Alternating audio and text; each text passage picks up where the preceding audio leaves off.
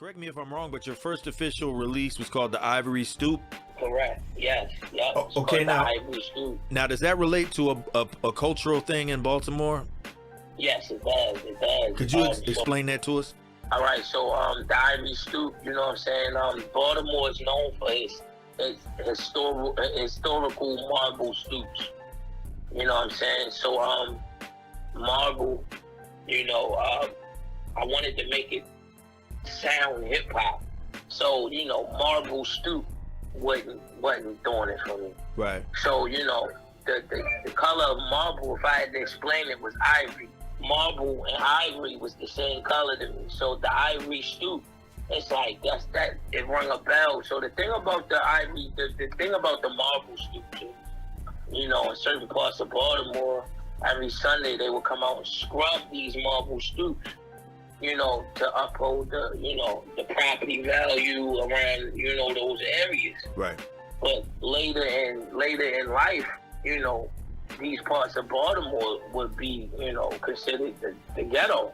Right. You know, so these stoops went from getting washed every Sunday, and then they turned into dilapidated stoops where they would be hangouts and traps and where motherfuckers would post up to sell their shit.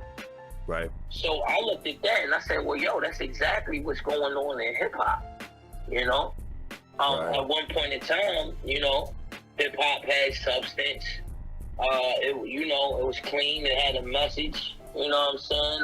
Fight the power and, you know, all glocks down and, you know, so on and so forth.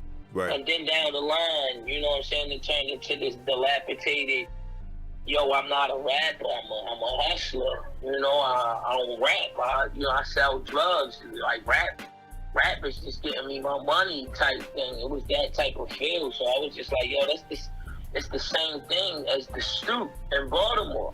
Right. I'm from Baltimore, you know what I'm saying? So it's like I knew if I was to jump out there, it had to be something that represented us. You Definitely. know, no matter who I had on it. You know what I'm saying? So I made the Stoop the epicenter of this movie. That's and, dope. you That's know, dope. Yeah, man, and it was, you know, from it's a story of a kid who is on this stoop, but he sees everything that's going on in the streets, and he takes a chance, and he wants to be a part of what he sees as far as fast money, and you know the drugs and all that, because school is in it. Right.